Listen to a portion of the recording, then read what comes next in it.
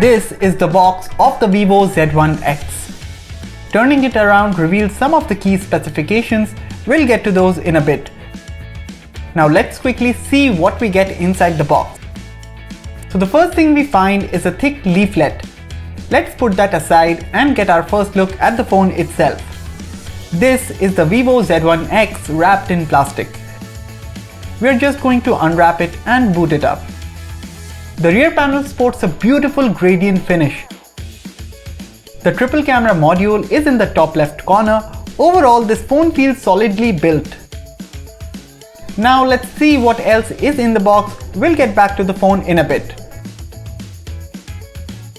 There's a soft TPU case. Then the usual documentation and a USB Type-C cable. Moving on, this is the fast charging brick, a SIM eject tool, and finally a pair of earphones. And this is a quick look at everything that you get inside the box of the Vivo Z1x. The Vivo Z1x sports a 6.38-inch Full HD Plus Super AMOLED display with Scott Sensation 3D glass for protection. The display has a small notch up top and there's a pretty sizable chin at the bottom. The fingerprint sensor is integrated into the AMOLED display. Vivo calls this flash in-display fingerprint. Moving on, the volume buttons along with the power button are found on the right. The left has the Jovi AI smart button and a dual nano SIM tray. There's a USB Type-C port, a single speaker and a 3.5mm headphone jack on the bottom, while the top remains blank. Sadly, this smartphone does not have a storage expansion slot.